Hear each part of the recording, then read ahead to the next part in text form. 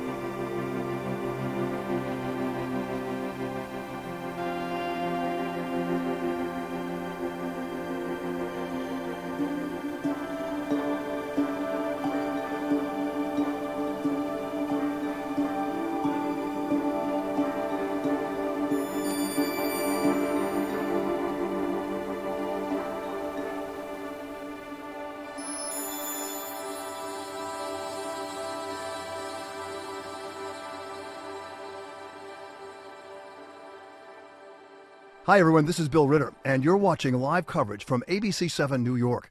We invite you to check in throughout the day on our website, streaming app, and social platforms for breaking news, up-to-the-minute headlines, and AccuWeather. And remember, you can always find us on Channel 7, your home for Eyewitness News.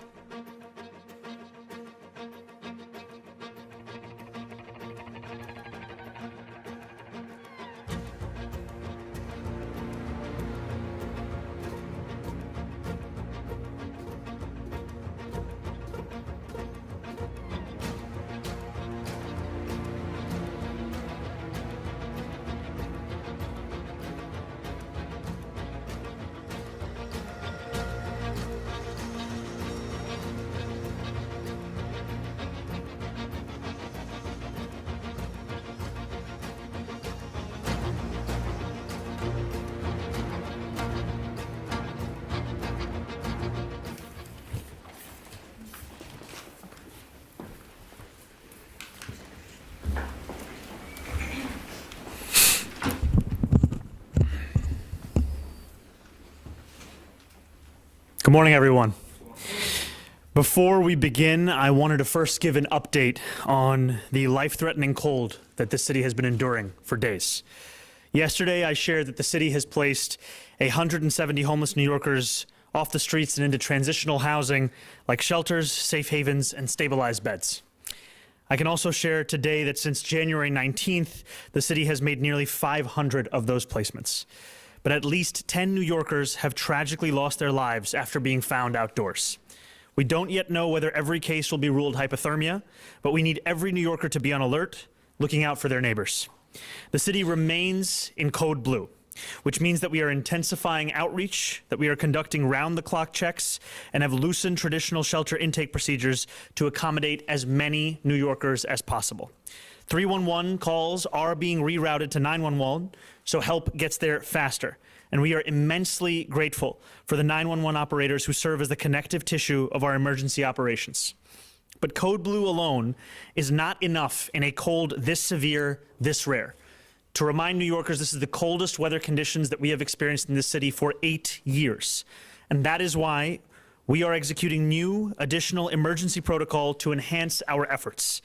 We are sending out requests to send staff out every few hours to canvass nearby blocks and engage anyone who needs assistance. This would be from our shelter partners, as well as asking faith-based organizations to assist in some of those outreach efforts. We are also partnering with advocates and volunteers like Street Homeless Advocacy Project, SHAP, to conduct extra shifts this week in high-need areas. We have also asked hospitals to limit overnight discharges to ensure that people who have nowhere to go are kept indoors. We have opened up 10 new warming shelters since Friday. Last night, we opened an additional 7 H&H health centers across all 5 boroughs. Additionally, above the existing warming buses that we have already put into operation, we have added 10 new warming buses at key locations across the city. We are also expanding overnight outreach from city workers with paid overtime so that our city can continue to get homeless New Yorkers inside. And we are expanding the hours of 8 SHOW vans to make sure we can bring people indoors during late and early hours, including using their vans for transport and for temporary shelter. We are working with the state, finally, to redirect mental health teams to focus on life-saving street and subway outreach. And for any additional information on the location of these new warming centers or on the resources that I have mentioned, please do call 311. When the cold is this deadly, we need to meet the moment and leave no stone unturned. That is why the annual Hope Count has also been postponed during this current emergency. Outreach workers should be focused on bringing New Yorkers inside, not on data collection. Here is the bottom line, New York City. Extreme weather is not a personal failure, but it is a public responsibility. If we have the resources to act, we have the obligation to act. And we are mobilizing every resource at our disposal to ensure that New Yorkers are brought indoors during this potentially lethal weather event. We will also make sure we remain upfront and transparent with our city, just as we have over the past week. Please stay indoors when you are able to, stay inside, and stay warm. Now, for today's announcement. Over the past 27 days, City Hall has sought to govern in a way that mirrors the way the people of the city live their lives, with a hunger to innovate and tackle every problem that lies in our path, and by putting in the work. I am proud of the work that we have done over these first 3.5 weeks. And today, we are together to announce the next batch of appointments to our city government, 3 New Yorkers who will help us deepen that very work. First, I am delighted to announce that Sharon Goodwin will serve as the Commissioner of the Department of Probation. I can hardly think of anyone more prepared to assume this responsibility or more experienced in the important work that the DOP leads each day. Sharon has dedicated 37 years of service to the DOP. She began as an intern in 1986 and rose to serve as Deputy Commissioner for Adult Operations before retiring in 2024. Along the way, she served as a probation officer, a court liaison officer, a trainer, the Queens County Adult Operations Branch Chief, and an assistant commissioner for both Bronx County Adult Operations and citywide community engagement. She has worked in all 5 boroughs, a badge of honor that few in this city wear. And I want New Yorkers like Sharon, who have a proven record of achievement and a deep passion for service, to stand at the front of this administration.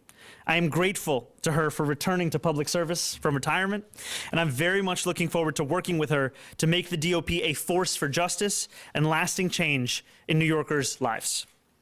Next, I am very excited to announce that Yume Kitase will serve as the Commissioner of the Department of Citywide Administrative Services.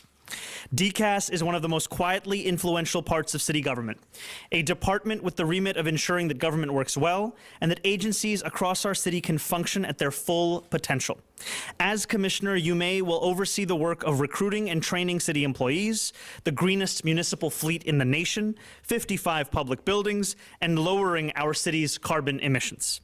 Yume is the perfect person to lead DCAS. Not only is she a City Hall veteran, having previously served as the Chief of Staff to the first Deputy Mayor and the Deputy Mayor for Operations, she has also worked across countless levels of city government.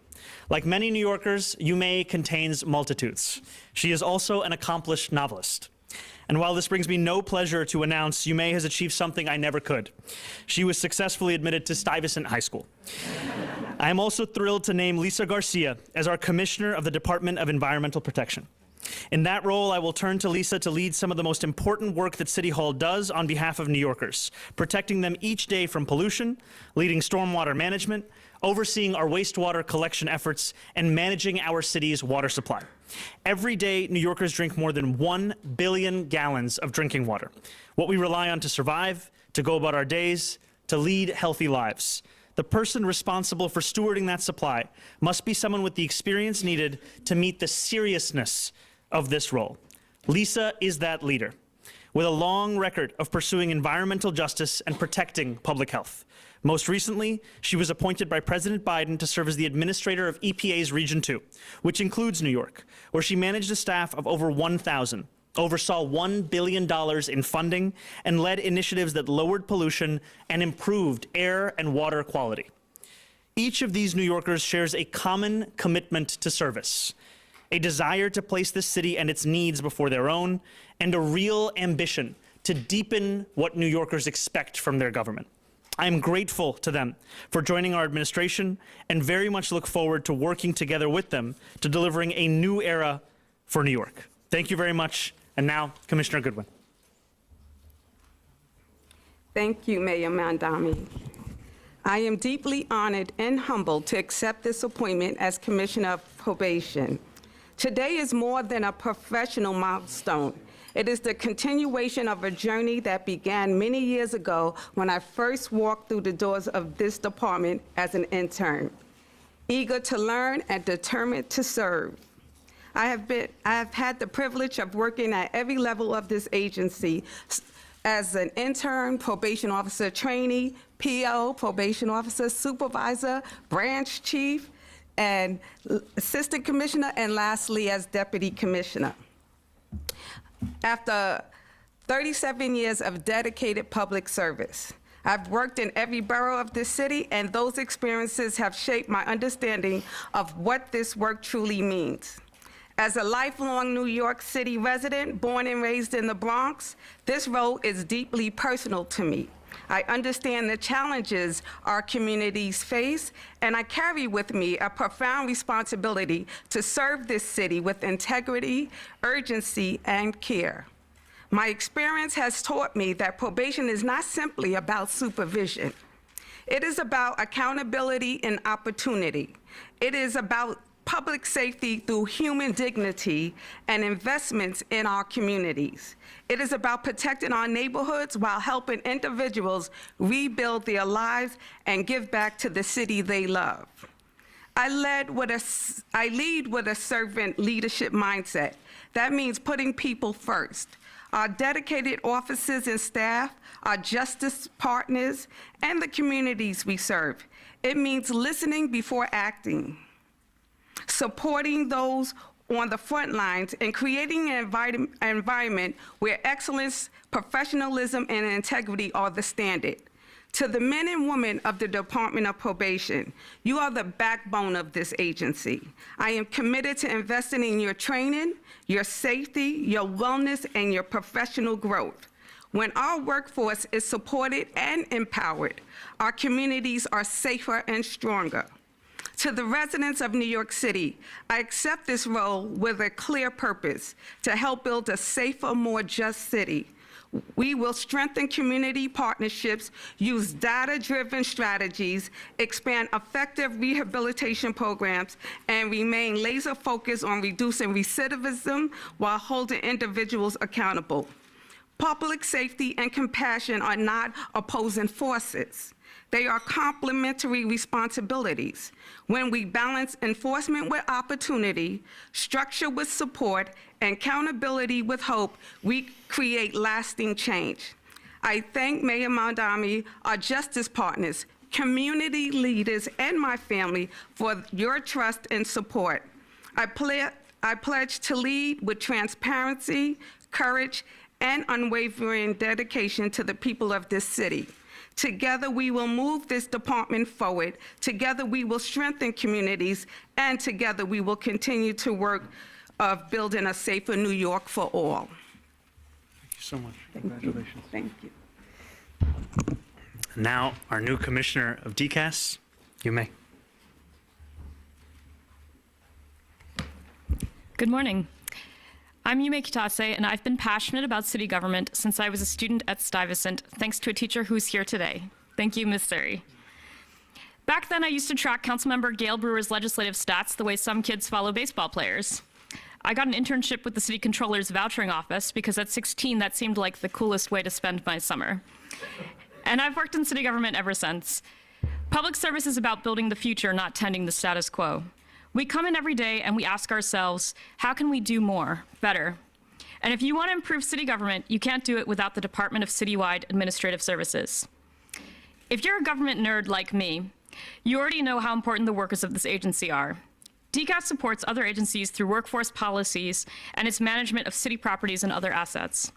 It's the key to tackling slow and cumbersome hiring processes, addressing vacancies, and redeveloping city property, and meeting our climate targets. I'm extremely humbled and excited to get to be a part of those efforts and this team. Thank you, Mr. Mayor, for believing in a better version of city government and for giving me this opportunity. And thank you, First Deputy Mayor Dean Fullahan, for being a mentor, and Deputy Mayor Curson, and all the colleagues who have supported and taught me so much along the way. And lastly, thank you to my family. I can't wait to get to work. Thank you.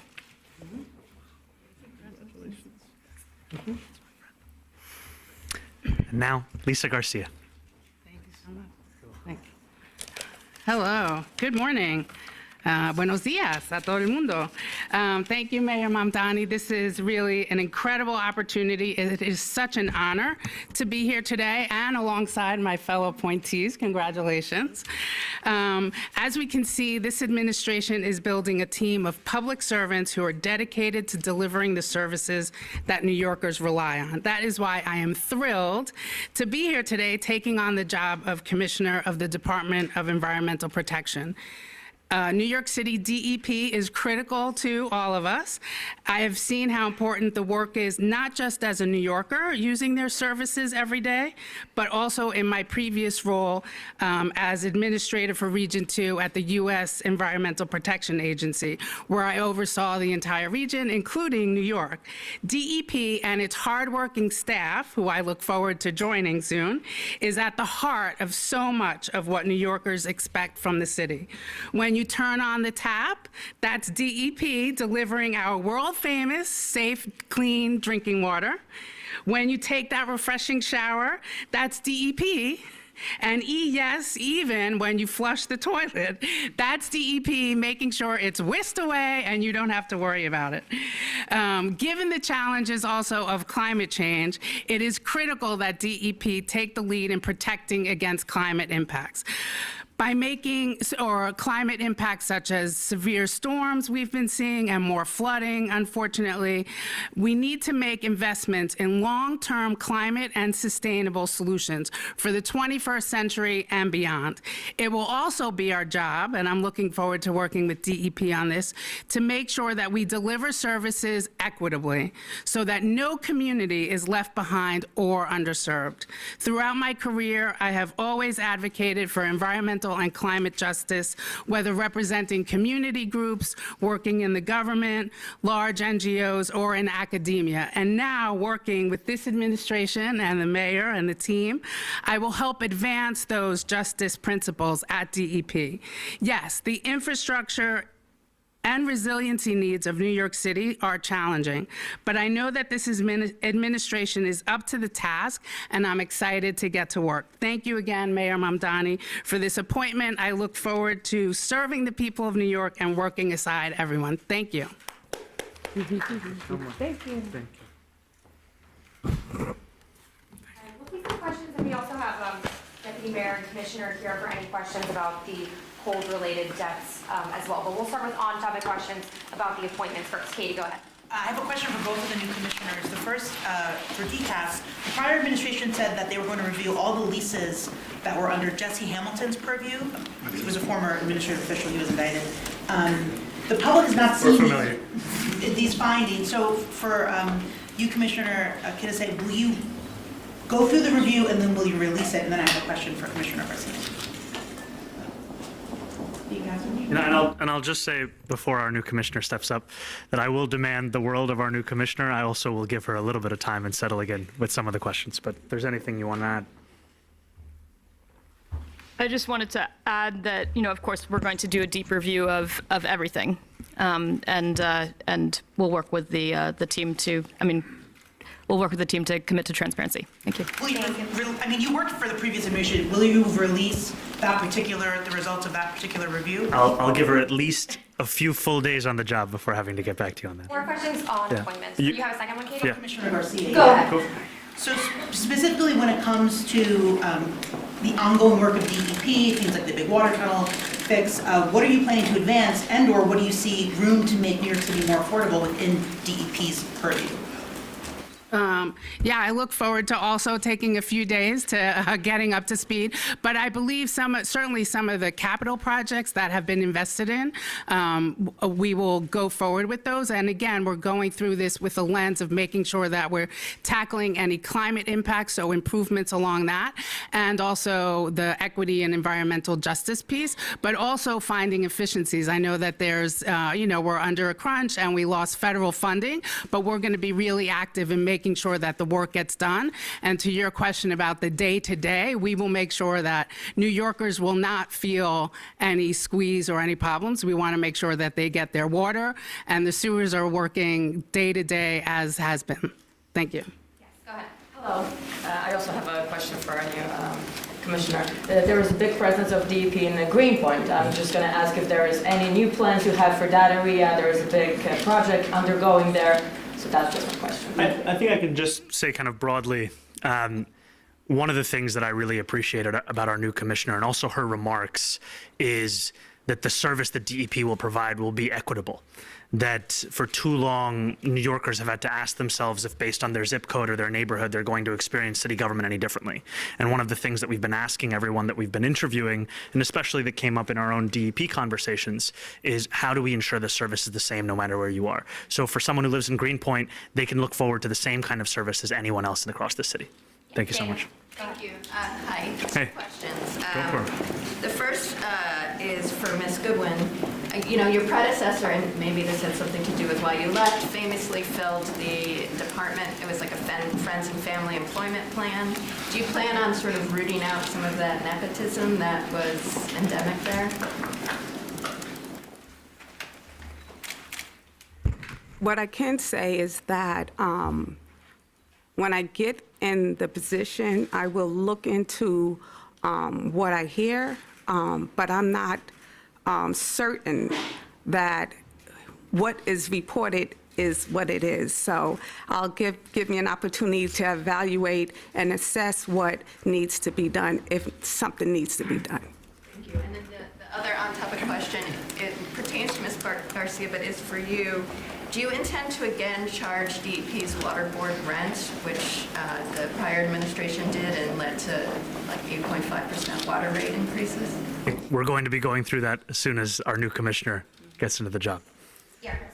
Thank you. To follow up on Dana's question for the commissioner, for the DOP commissioner, you were saying, I'm not certain of what has been reported about cronyism in the department is what it is. Can you just elaborate a little bit? I can actually just add a few things to this. You know,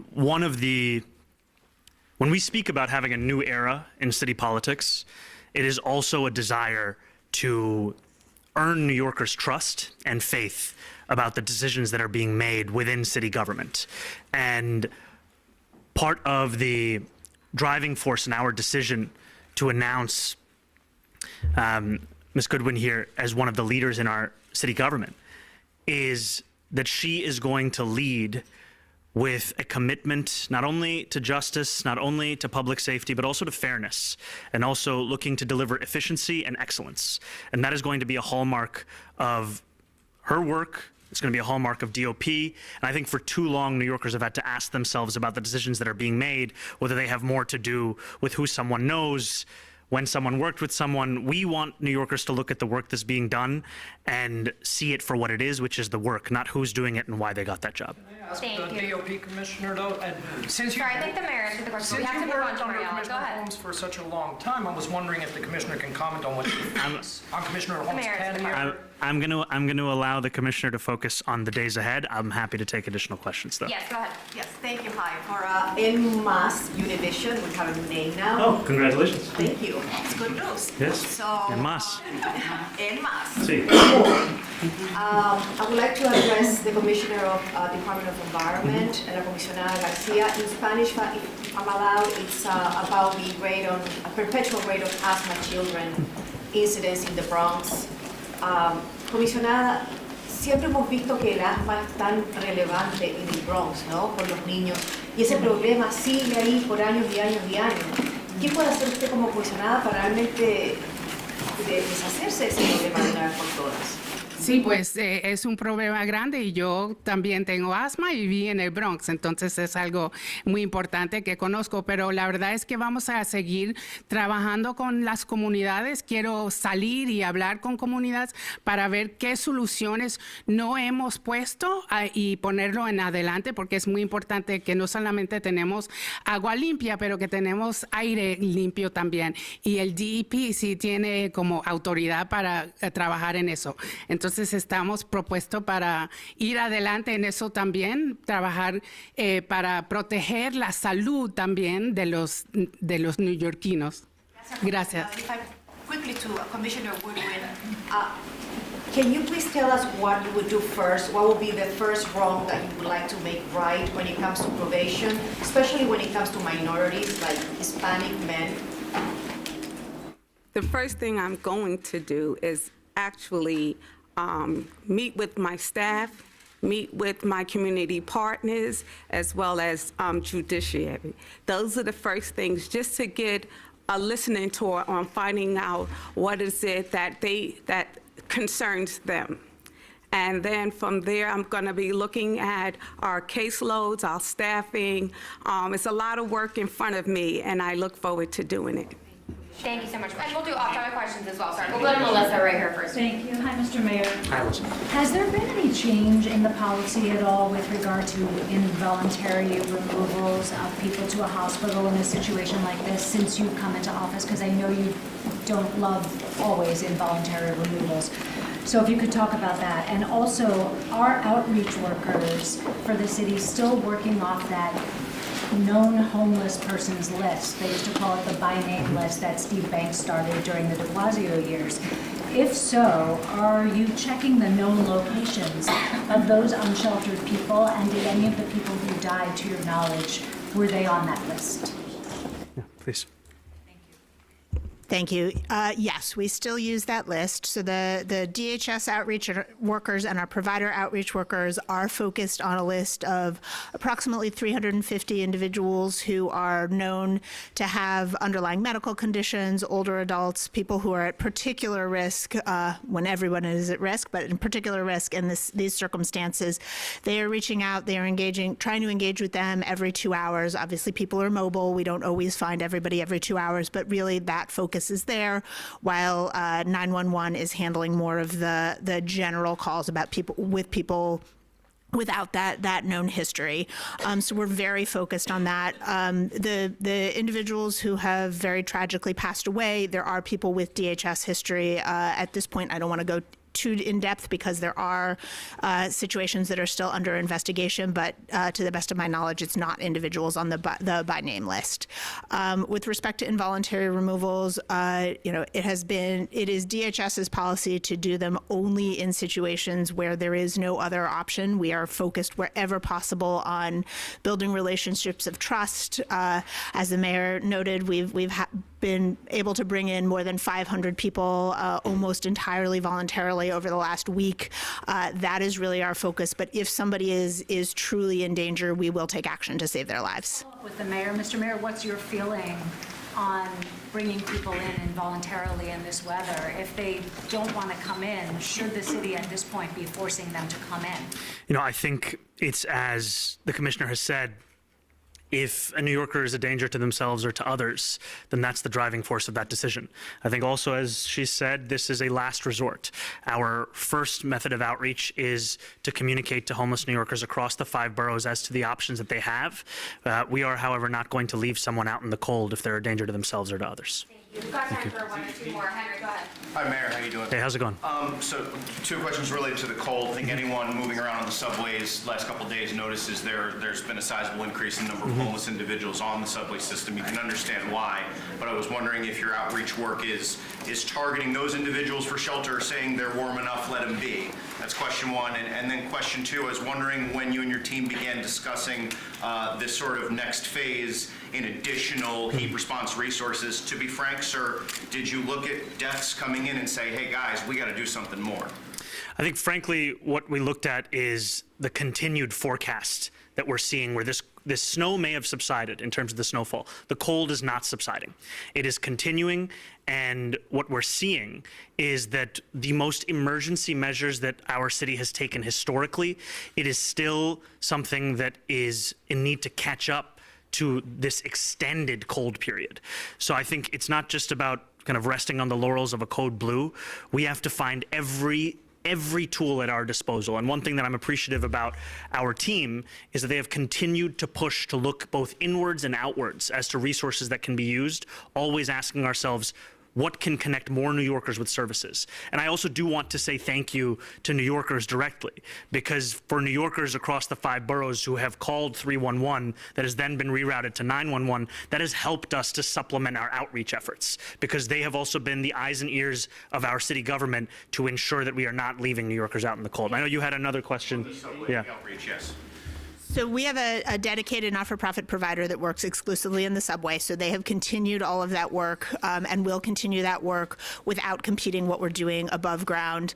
But we partner the work that we do underground along with the warming center work. So we have warming buses, for example, located at end-of-line stations, which we know are can be particular concentrations of people experiencing unsheltered homelessness. So that work continues. We continue to engage with people underground while also increasing the attention above ground. Thank you. Okay, we'll go Jake, and then we'll go right here.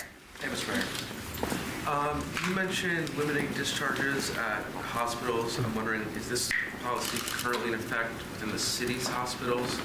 When did that go in effect? If it wasn't in effect prior to the storm, why not? And I have a follow-up for you. Thank you. So it's standard policy within Code Blue that all hospital waiting rooms are accessible to those experiencing unsheltered homelessness. We have reiterated that guidance and also put out additional guidance to remind people and hospitals that overnight discharges and discharges whenever there isn't a dedicated, a known place for that person to go should be limited. This is, while it has been standing advice, we reiterated that and strengthened it yesterday. Thank you guys so much. Okay, last question right here. Standing advice, the city's public hospital system. Okay, well, we'll be reporting that at least one of the deaths was someone who was discharged from the city hospital this week. So I'm wondering, is that currently under investigation by the city now? Should that person have been discharged, given the forecast showed as of last week? I think we can get back to you on that question. Thank you. Last question right here. Thanks. Mr. Mayor, I actually have two questions. The first of which is, you cited the stat that there's been 500 people who have taken shelter amid the storm. How many of them have stayed in shelter, and how many of them have left shelter to return to the streets in the crippling cold? And then I have a second question. Why don't you ask your second question right now? The second question is, a lot of people struggled to get around yesterday. The sidewalks weren't clear. What can the city do to clear the sidewalks? So I think that we are constantly asking ourselves what more this city can do to meet the needs of New Yorkers. I'm going to have our Deputy Mayor Kirsten, who I think is right over here, to just step up to that second question. Thank you. So as of 6:15 this morning, 75% of the bus stops with bus shelters have been cleared by DOT contracting workforce. Sanitation is actually also managing a workforce of more than 1,000 folks who are headed out to clear sidewalks and additional bus stops without shelters. Yesterday, they got to 1,800 bus stops, 6,000 crosswalks, 1,800 hydrants. I will say normally we have the help of warmer weather in melting the snow, that we do not have that this week. We will continue to put more resources into the very manual labor of hand clearing these crosswalks, and we ask for just a little bit of patience as we get to that work. I'm sure you've seen the videos. I'm sorry, we have to move on back to the first question. About the clearing of the snow. I mean, I know, but we I'm got sorry, two we have to questions, move on. so we're going to give your the first first question, we're question. going to move on to the commissioner, and then we have to wrap. Thank you. Absolutely.